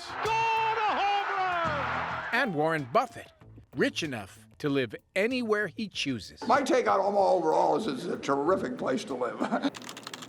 According to Todd Cooper, court reporter for the Omaha World Herald, the secret heartbeat of this town is Creighton Medical Center. It resonates throughout the community. You can't go anywhere without running into someone who is Creighton born and bred. How long was your career at Creighton? 40 years. Doctors Shonda and Agendra Butra loved and respected their Creighton colleagues. You both knew Dr. Hunter? Yes. His office is right next to my office. The Butras were close friends with Doctors Bill and Claire Hunter, the parents of 11-year-old Thomas. What were they like? Nice people. Dedicated to their hospital. He was very well loved by residents and students. The Hunters and their 4 children lived here, a handsome home in that upscale, close-knit neighborhood known as Dundee. It's a classic neighborhood. Neighbors in each other's business, common areas where kids play. March 13th, 2008, Dr. Claire Hunter was attending a conference in Hawaii, and Bill was busy at the pathology lab. The school bus camera captures Tom arriving home. Smart kid, loved to play Xbox, drink Dr. Pepper, eat potato chips. Tom Hunter, a very bright, very normal 6th grader. His 3 older brothers already out of the house, waiting for Tom, the Hunter's part-time housekeeper, Shirley Sherman. When you think of your mom, what are some of the words that come into mind? Mother, caregiver, grandmother, nurturer. For her son Jeff and her younger brother Brad, Shirley was the rock-solid, hard-working centerpiece of their extended family. Anytime you'd go over there, first thing she'd always want to do is make sure she had coffee. And you want something to eat, I'll fix you something. Tom grabbed a snack and settled into this basement playroom with his chips, soda, and his Xbox. 5 o'clock, Dr. Hunter left his pathology lab at Creighton and began the 10-minute ride home. He came home from work, immediately walking in the back door, and he encountered Shirley. And just a few feet away lay his son, Tom. The doctor knew immediately it was too late for an ambulance. He called 911. They told him to get out of the house and wait for first responders to come. Detective Derek Moyce, 19 years with the Omaha PD, and his partner, Sergeant Scott Warner, describe a crime scene that would consume and haunt them. Incredibly sad scenario. Just the manner and the brutality of it. And in the basement, cops found that still life of Tom's world interrupted by madness. His Xbox was online, and you could see his bag of chips and his Dr. Pepper. Not surprisingly, it was evident Shirley had been hard at work. You see her bucket of cleaning supplies just kind of dropped haphazardly right where Thomas was. Tom Hunter and Shirley Sherman had been stabbed to death. And as if sending some dark, raging, homicidal message, knives had been left in the victims and around the house. But what was the motive for murder? Something's just not adding up here. My mom had $833 in cash in her purse. It wasn't even touched. The Hunters have a lot of valuables there. None of that appeared to have been touched. I imagine the community must have been unglued.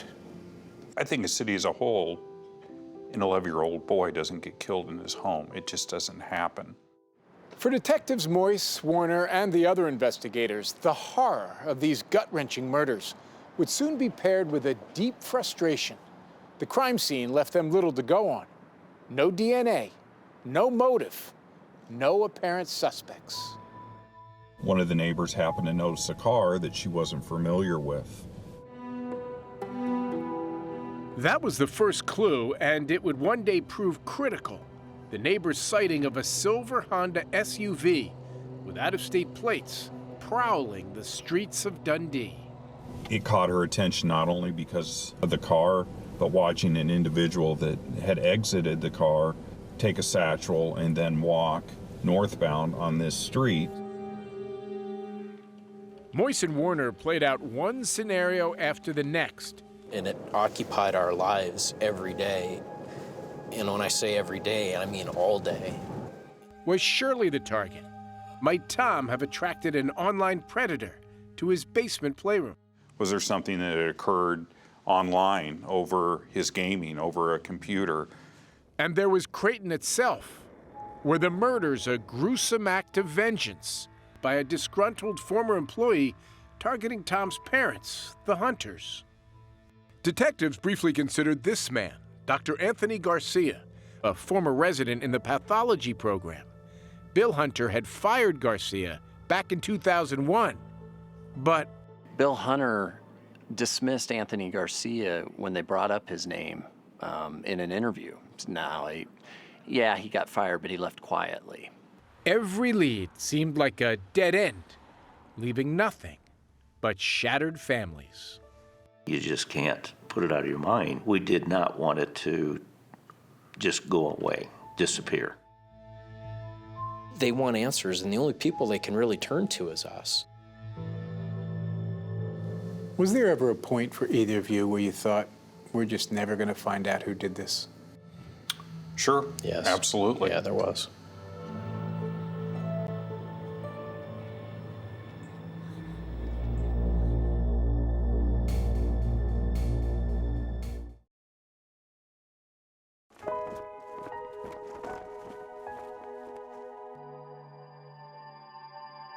It was clear to us that Thomas had been attacked first. The horrific crime scene in the Hunter house in Dundee gave investigators plenty to puzzle over and think through.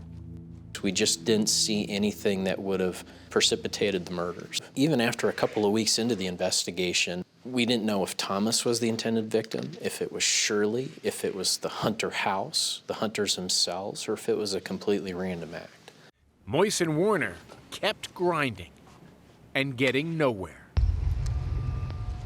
It was a mystery for years.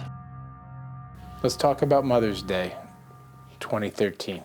We took a couple and we took them out for Mother's Day brunch. And they're older people, and he was with the walker. That Mother's Day, fate brushed the Butras, and it all started after that brunch with their slow-moving elderly guest. He took forever to get to his car, and Dr. Butra's husband ribbed him at the time and said, "You are killing us here. Like, you are taking forever." The irony being he actually may have been saving their lives. Yeah. The Butras, both doctors at Creighton, finally began their short drive home when they got a call. Their burglar alarm was going off. So I went to the basement. This door was open about an inch, pushed it back in.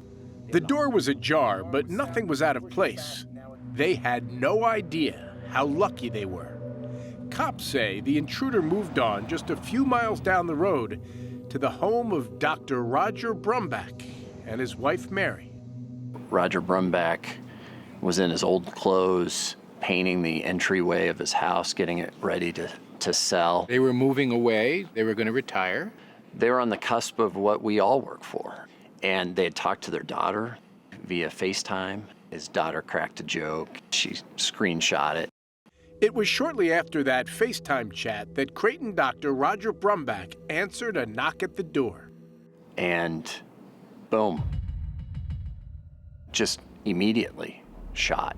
It would be 2 days before anyone knew the extent and the nature of the carnage inside the Brumbach's home. We showed up to move a piano here and nobody answered the door. Jason Peterson, a piano mover, showed up as scheduled. And I opened up the front glass door to yell inside hello, and that's when I seen a gun clip on the floor. Like a magazine. A magazine on the floor.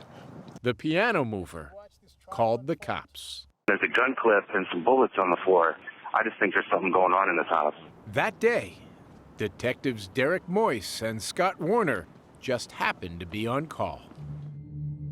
We walked through that front door. There was the loaded magazine that the movers had spotted. He also found a spent shell casing stuck between the double doors. And just beyond that in the entryway was Roger Brumbach, where you could see he had gunshot wounds. We would also see very evident stab marks on the right side of his neck, just below his right ear. And inside the main living room area of that main floor, and that's where we would find Mary Brumbach. She had very clear defensive wounds on her hands, which were indicative of her trying to put up a defense. And we had knives that were left in that crime scene. The carnage just inside the front door of the Brumbach's house was shocking, even for longtime homicide detectives. But there was something else about the crime scene that hit them almost instantly, a sickening familiarity. Specifically with the wounds to the right side of the neck. And when I saw those, both on the male victim and on the female victim, you don't see a lot of knifings or stabbings that are like that. The wounds were a mirror image to those suffered by Tom Hunter and Shirley Sherman in 2008. And then you find out the victim worked as a doctor at Creighton's medical school. Mm-hmm. Yep. Then you two must look at each other and say, we can't ignore this. We got something here. Oh, no. Roger Brumbach was not only a doctor at Creighton, but he worked out of the same office as Tom Hunter's father, Bill, the pathology department. Roger Brumbach was chairman, and Bill Hunter was in charge of the residence. We knew we had these similarities in the crime scenes and the weapons that were used in this connection to the pathology department. The cold case that had mystified Omaha for 5 frustrating years was heating up. Your mind's going a million miles an hour. You consciously have to make yourself slow down. The next day, cops got a call from the Butras telling detectives about that alarm that went off at their home on Mother's Day, the same day the Brumbachs were believed to have been murdered. We have Dr. Hunter, whose son Tom had been murdered in 2008. We have Dr. Brumbach, who had just been gunned down in his doorway. And now Dr. Butra, a colleague of Doctors Hunter and Brumbach in Creighton's pathology department. Who are they in a position to affect the most? And the obvious answer was, of course, the residents at that pathology training program. And from that point on, that's what we looked at. We went to Creighton University and we pulled the files from every resident within that program starting, I think, in 2000. And one of the files you got belonged to Anthony Garcia. Mm-hmm. Anthony Garcia. Omaha police had heard his name before. That Creighton pathology resident the cops had barely considered back in 2008. He had been fired, and Garcia's professor in the pathology department, Dr. Shonda Butra. What kind of student was he? Bad guy and a bad student. And Dr. Butra didn't hold back on her feelings in several performance reviews she prepared for Bill Hunter. I was trying very hard to convince Bill to get rid of him, yes. And that's exactly what happened. Hunter and Brumback fired Garcia. His letter of termination began to look like a smoking gun. And the signatures are Dr. William Hunter and Dr. Roger Brumback? Mm-hmm. Correct. So in his mind, if he's trying to figure out who's responsible for his termination, he's thinking of three people: Brumback, Hunter, and Butra. Yes. Every time Anthony Garcia is looking for a job, this letter signed by Brumback and Hunter kind of seemingly was coming back to haunt him.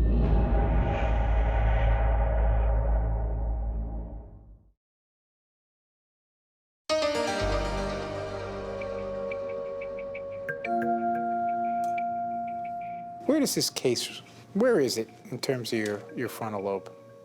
It's ever present. It's at the forefront, for sure. It's been a constant since 2008. Two sets of murders 5 years apart with a common thread: Creighton University. I always felt there was something to do with Creighton. Meanwhile, Detective Derek Moyce was learning as much as he could about former Creighton resident Anthony Garcia. After I got the Garcia book, every time I turned a page, I was learning something new that I felt was relevant, that I felt was going to carry me on to the next step. For Moyce, Garcia was looking more and more like his #1 suspect, but an unlikely one. Anthony Garcia, who is he? You know, a decidedly middle-class kid, played football, grew up in Walnut, California. Walnut, California is a place where dreams really do come true. A pristine suburb in a golden valley about an hour east of Los Angeles. It was a loving home. We were encouraged to, do the right thing. Fernando Garcia is Anthony's younger brother, keenly aware of what his family has accomplished. My mom was born in Mexico and came here, and, my dad was born here. My dad fought in Vietnam. They didn't have a lot. They were able to achieve, the American dream. For Fred, who worked for the post office, and Estella, a registered nurse, a cornerstone of their dream was their firstborn child, Anthony. He was healthy, playful. He played football. What kind of student was Anthony? He was good. He was a good student. He was an altar boy. Who wanted to get along with people, not confrontational. There was college in California and then med school in Utah. He wanted to be a brain surgeon. You must have been enormously proud. Of course, oh, yes. Yes. Then in 1999 came a journey most parents only dream of. His dad described packing all of Anthony's belongings into a van and driving cross country, father and son. Dad couldn't have been prouder. Father and son were headed here, Bassett St. Elizabeth's in Utica, New York. It would be Anthony Garcia's first residency, and it didn't go well. I did not know he was having trouble. Garcia's professors accused him of behaving unprofessionally, including yelling at a radiology technician. Under pressure, Garcia resigned, and the firstborn son headed back home. When he came back, he was not the same. He looked very tired, almost exhausted. But he wasn't giving up. And in July of 2000, Anthony Garcia got what few residents ever do, a second chance. I was happy he was getting a job. That's when Garcia began his residency in the pathology department at Creighton. Academically, he was very poor. But there was much more than poor academics. Pranking a chief resident, rolling a body onto its face so that it becomes disfigured. He would write emails to Dr. Hunter complaining about Dr. Butra. I mean, this guy was a child, cloaked with a medical degree. Then in 2001, after multiple incidents and those bad performance reviews by Dr. Butra, Creighton had its fill of Anthony Garcia. What does it mean for a resident to be terminated? Pretty serious. It pretty much ends your medical career. Anthony Garcia headed home once again. He said it didn't work out. Did he complain about the people? He did not complain about the people. No, he didn't That's the complain thing. He about never anything. complained I don't about recall. anybody. Those who knew and still love him believe Anthony struggled with depression and migraine headaches and was overwhelmed by the rigorous work required to fulfill his American dream of becoming a doctor. I can see that taking a toll on somebody psychologically, emotionally. And Did you get the sense at all that Anthony felt he had failed? Not at all. I think he was adamant about continuing with that career. And miraculously, in 2003, Anthony Garcia got a third chance. Working as a resident at the University of Illinois Hospital, he somehow managed to get a medical license to practice in the state of Illinois. But for the state of Illinois, this guy does not have a medical license anywhere. For the next few years, Anthony Garcia bounced around the country working where he could, clinics, even a prison hospital. With every new state he moved to, Garcia had to apply for a medical license there.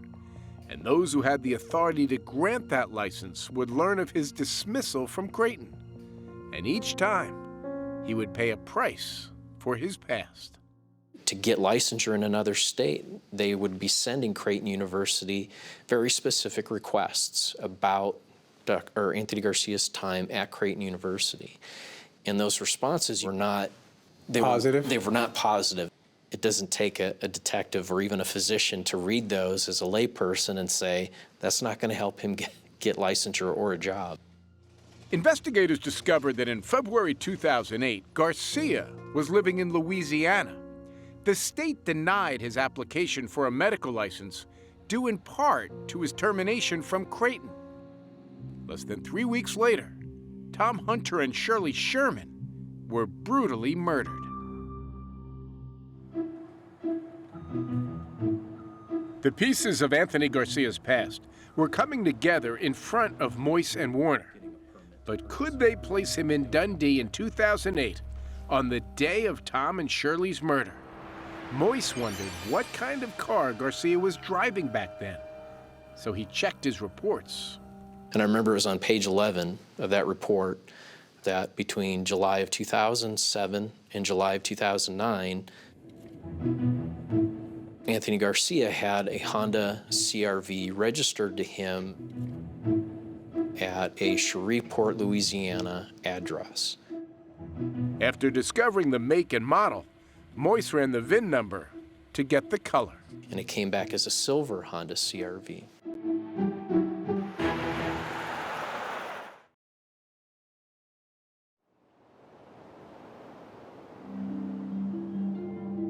It was 2013. The slaughter of 4 innocent people over the course of 5 years had left Omaha staggered and searching for answers.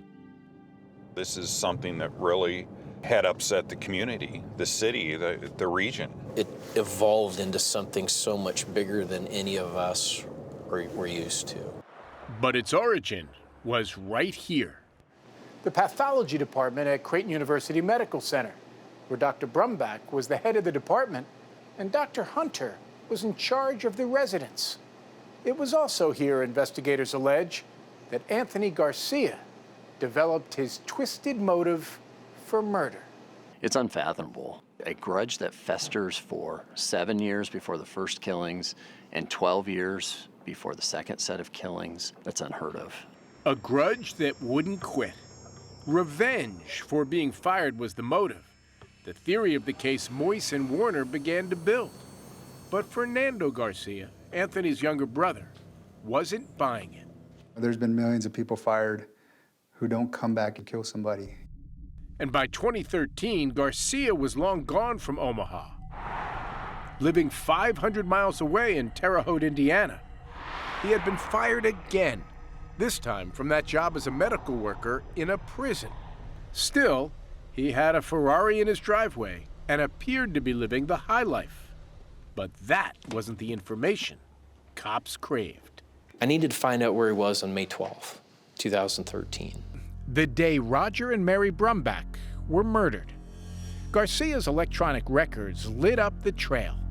We have this phone call accessing a cell tower in Atlantic, Iowa, which is only an hour away from Omaha. He had made a purchase at a Wingstop restaurant in Omaha. And Anthony Garcia was caught on camera just outside Omaha buying a case of Bud Light that very same day. At this point, do you have a suspect you want to arrest? Yes. Detectives headed for Garcia's Terre Haute home, but when they got there, he was nowhere to be found. Our concern was that he was leaving Terre Haute and he was headed south towards Louisiana. Where there were other people that you felt he perceived had wronged him? Yes. Cops feared Garcia was out to kill again. Omaha detectives were now working with nearby law enforcement agencies and the FBI. And at 8:30 a.m., Illinois State Police spotted Garcia's car. He was pulled over, drunk and on his knees in the middle of the road. Anthony Garcia was arrested. In his car, a crowbar, a sledgehammer, and a gun. We got a call that he was in custody. And what did that sound like? Relief. Yeah. With Garcia under arrest, cops entered his house in Terre Haute. It was barren. It didn't look like somebody planned on really coming back. Omaha detective Ryan Davis got the first look into a dark and conflicted world through Garcia's chilling words. We live, we die. We live, we die. On top of the dining room table are all of these documents. I would call them documents of success. A medical degree, a deed to his house, and then he's got this bag, this trash bag in his kitchen sink. Inside the trash bag were more documents, submerged in a liquid. It looked to detectives like someone was trying to destroy them. These documents really give you chills. He's talking about going to the store, buying broccoli, butter, shrimp. Anthony Garcia's shopping list, from the ordinary to the ominous. As you can see here, it says invade rich house, torture, murder. Over here it says rich children, gun, invade, kill, knife, kidnap family, SUV, torture, kill. And there was also something familiar soaking in the sink. Those negative performance reviews written by Dr. Shonda Butra and Garcia's termination letter, signed by Drs. Hunter and Brumback. The motivation for these murders was all right there in that sink. That sink full of evidence wasn't all detectives found. Their investigation led them to a key witness at Garcia's favorite haunt, Club Coyote. Who's Cecilia Hoffman? At the time, she was a stripper at a strip club in Terre Haute, Indiana. Mr. Garcia was a regular customer. A roadside strip joint, the one place Anthony Garcia's childhood dreams still had life. When he came in the door, they would announce that Dr. Tony was in the house and he had all this money. And Cecilia told Detective Davis that Garcia wanted more than just a dance. He wanted a girlfriend. That wasn't what she wanted. So she stated to us that she started to try to distance herself from him. Omaha cops recorded Cecilia's haunting story. I'm putting on my little voice and saying, well, Dr. Tony, I only like bad boys. I'm a bad girl. You couldn't handle a girl like me. And then that's when he told me. He told me I wasn't as good as he thought he was. He said, I killed you before. He said, I killed a young boy and an old woman. Anthony Garcia confesses to the murders of Thomas Hunter and Shirley Sherman as a way to try to impress a stripper? Right. The police fugitive unit would extradite Garcia back here to Omaha. And on July 23, 2013, right here at the Douglas County Courthouse, Dr. Anthony Garcia was formally charged with 4 counts of first-degree murder. There wasn't anything in this case, I don't think, that was like our big piece of evidence. I think there were a lot of pieces, and when you put them together, that's what makes it overwhelming. And it all points to Anthony Garcia. Lead prosecutor Don Klein and his deputy, Brenda Beadle, would lay out Nebraska's capital murder case against Anthony Garcia. They're trying to put my client to death, and I was going to do whatever I had to do to get him a fair trial, if at all possible. And Bob Motta Jr., his father, and their legal associates were the Chicago-based powerhouse defense team Anthony Garcia's parents spent their entire life savings to hire. Did your son kill Tommy Hunter, Shirley Sherman, Roger and Mary Brumback? I don't know.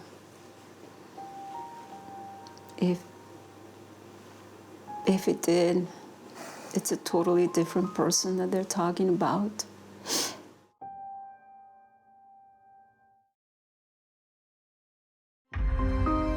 Omaha, September 26th, 2016. 15 years after he was fired from Creighton. The quadruple murder trial of a very different-looking Anthony Garcia finally began. Just the innocence in this. Every one of those people were just going about their days, their lives, and then Anthony Garcia comes knocking. Knocking with his grudge. Garcia's motive summed up by the prosecution in a single word: revenge. He Googled it, he searched for it. He searched for that term. Including a quote in his phone. Shakespeare quote. Merchant of Venice. If you harm us, shall I not revenge? Their theory is revenge. Revenge. If you take out that element, that leaves them with absolutely a giant gaping hole in their tapestry where the entire thing becomes unwoven. No cameras were allowed in court.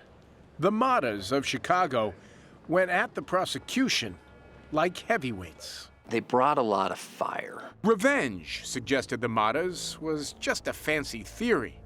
And in fact, the Mottas produced this letter of recommendation for Anthony Garcia, written by Dr. Hunter just a few days after Garcia was fired from Creighton. We terminated him, but we don't want him to be jobless, destitute. We want him to rehabilitate and find some other job. And the Mottas' take on the star witness, Cecilia Hoffman, who Garcia had allegedly confessed to? A strung-out stripper at the time. I think she's a liar. The time that she gives the interview, she's intoxicated, she's popping script pills every day. She has no credibility. Well, I thought she was extremely credible, and she had nothing to gain by coming forward. She was subjected to a very long and extensively vigorous cross-examination, and she didn't waver, and the jury saw that. And the jury saw this. The other piece of the gun was found off the highway on an exit ramp right by Terre Haute, Indiana. The gun cops believe Garcia used to kill Roger Brumback.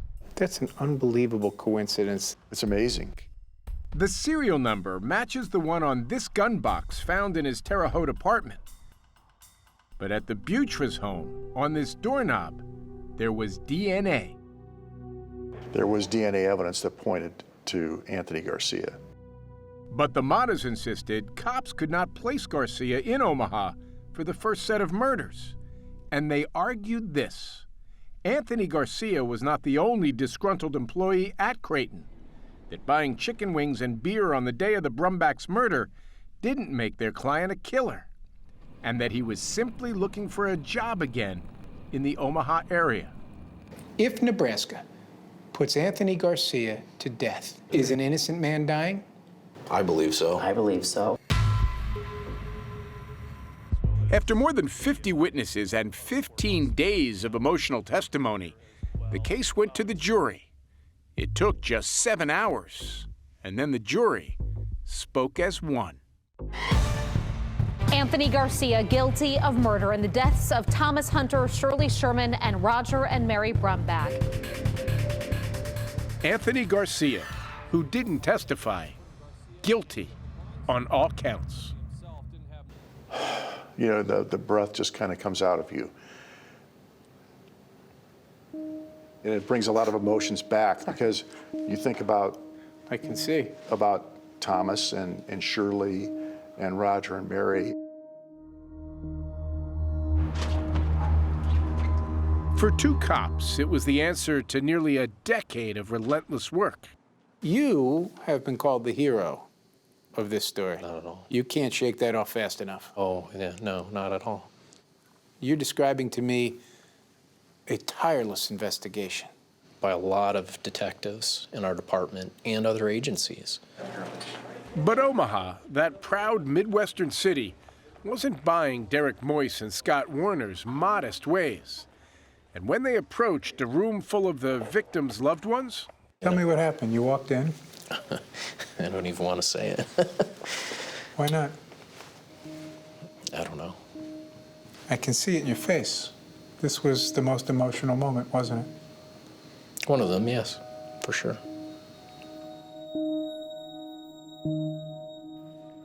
The victims' families stood and applauded. It's very gratifying. That's I think, why we do what we do. And just finally, after 7 years, you can kind of let it go a little bit. Say, okay, these families have got their answer. 3 families shattered. 3 plus 1. They got the wrong person. I still don't believe it. Will you be at the sentencing? Yes. The firstborn son of hardworking people. He grew up in a healthy environment. What changed him, I don't know. The boy who followed his dream, now up for the death penalty. I have to be there. I don't know if I ever see him again. I'm sorry. Okay, Stella. If there is room for irony in a murder story, it belongs to the Butras. Police believe that the Butras, not the Brumbachs, would be dead if the Butras had not been at that Mother's Day brunch with their slow-moving, elderly friend. If you had been home 20 minutes earlier, what would have happened? We would be both dead. We would be having this conversation. It was either them or us. Outside Creighton Medical Center, where every single day countless doctors bind wounds, help, and heal, there sits in the cool stillness a statue. It is Tom Hunter, forever an 11-year-old child, at play for eternity.